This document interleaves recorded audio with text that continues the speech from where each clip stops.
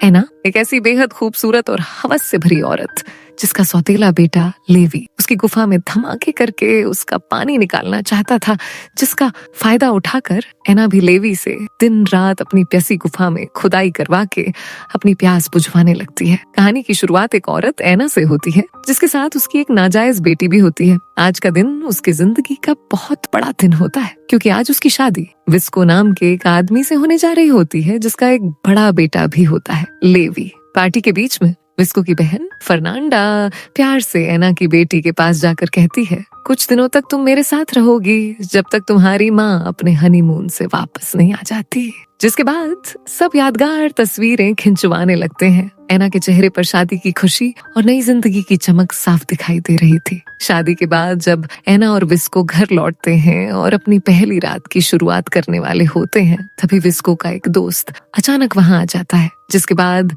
हमें पता चलता है कि विस्को एक कब्रों की चोरी करने वाले गिरोह का सरदार है और उन्हें तुरंत एक और चोरी के लिए निकलना पड़ता है। उधर लेवी जब घर लौटता है तो एना को देखकर हैरान रह जाता है। वो कहता है, आप यहाँ? आप तो पेरिस जाने वाली थी। एना हल्की मुस्कान के साथ कहती है, हाँ बताओ, पेरिस से तुम्हारे लिए क्या ले आऊं? लेवी धीरे से जवाब देता है, मुझे कुछ भी नहीं चाहिए। इसी बीच कब्रिस्तान में चोरी करते समय पुलिस वहां आ जाती है, जिसके कारण विस्को और उसके सभी साथी वहां से भागने लगते हैं। जिसके बाद विस्को घर आकर एना की गुफा का स्वाद चखने लगता है और कहता है, कल सुबह हम पेरिस जा रहे हैं। अगली सुबह दोनों पेरिस के लिए निकल जाते हैं और एना अपनी बेटी को फर्नांडा के पास छोड़ देती है। कुछ दिनों बाद जब वो वापस लौटते हैं तो एना बताती है कि वह अपनी बेटी की चिंता के कारण हनीमून अधूरा छोड़कर आ गई। एना फर्नांडा के लिए एक तोहफा भी लाती है। फर्नांडा पूछती है, हनीमून कैसा रहा? एना धीमे स्वर में कहती है, पेरिस बहुत सुंदर था, लेकिन विस्को का व्यवहार कुछ अजीब था। दूसरी तरफ विस्को अपने बेटे लेवी को एक पेन गिफ्ट करता है।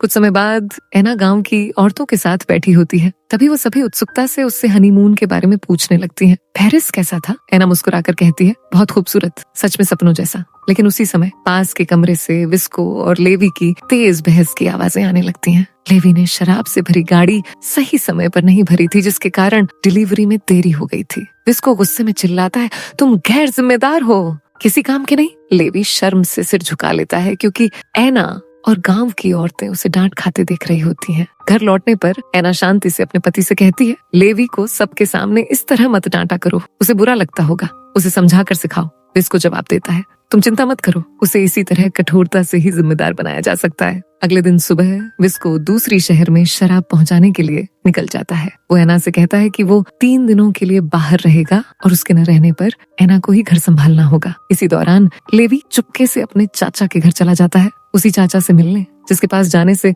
विस्को ने उसे सख्त मना किया था। चाचा उससे पूछते हैं, तुम्हारे पिता कैसे हैं शादी के बाद? लेवी बताता है, ठीक है। बाद में जब लेवी वापस घर आता है, एना किचन में दोपहर का खाना बना रही होती है। वह मुस्कुराकर उसे खाने के लिए कहती है, लेकिन लेवी तुरंत कह देता है, मैं तो दोस्तों के साथ खाकर आ चुका हूँ। बाद में जब एना अपनी बेटी के कमरे में जाती है तो वो वहां नहीं होती। परेशान होकर एना लेवी के कमरे में आ जाती, लेकिन वहां का नजारा देखकर हैरान रह जाती है। उसकी बेटी लेवी के साथ बिस्तर पर बैठी होती है, जहां लेवी सिर्फ शॉर्ट्स पहने हुए उसे कहानी पढ़कर सुना रहा होता है। एना तुरंत उसकी बेटी से गुस्से में कहती है, अपने कमरे में जाओ। 2 दिन बाद विस्को घर लौट आता है और प्यार से एना की बेटी को अपने पास बिठा लेता है। उधर लेवी बगीचे में एना के पास आता है, जहां एना एक किताब पढ़ रही होती है।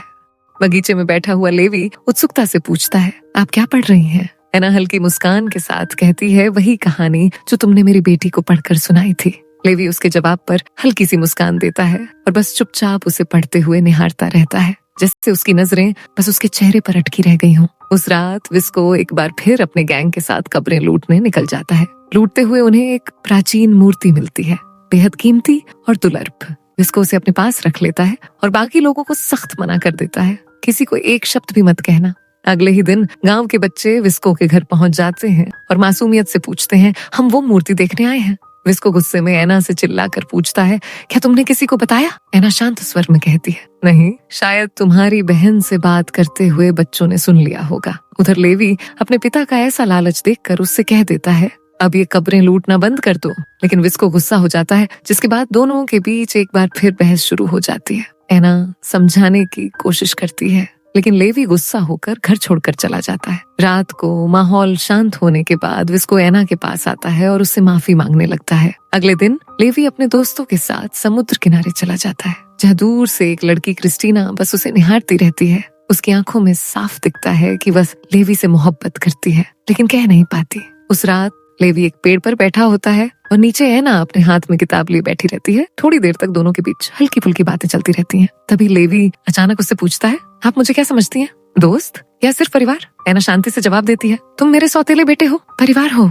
लेवी हल्का सा मुस्कुराता है और कहता है, मैं आपको बड़ी बहन की तरह देखता हूँ। तभी एना हंसकर पूछती है, कभी किसी से प्यार हुआ है? लेवी सोचते हुए कहता है, अपनी कजिन से, लेकिन कभी कह नहीं पाया। तभी एना पूछती है, और अब किसी से प्यार है? लेवी बस हंस देता है और जवाब देने से बच जाता है, जैसे कुछ छुपा रहा हो। अगले दिन जब विस्को सामान पहुंचाने बाहर गया होता है, एना गांव की औरतों के साथ झील के किनारे पानी में खेल रही होती है। तभी वो गलती से लीवी पर पानी गिरा देती है और लीवी भी मजाक में उसके कपड़ों पर पानी फेंक देता है, जिसके बाद दोनों साथ में समय बिताने लगते हैं। तभी कुछ ही देर बाद उन्हें एक खबर मिलती है कि विस्को को कब्र चोरी के आरोप में पुलिस ने गिरफ्तार कर लिया है।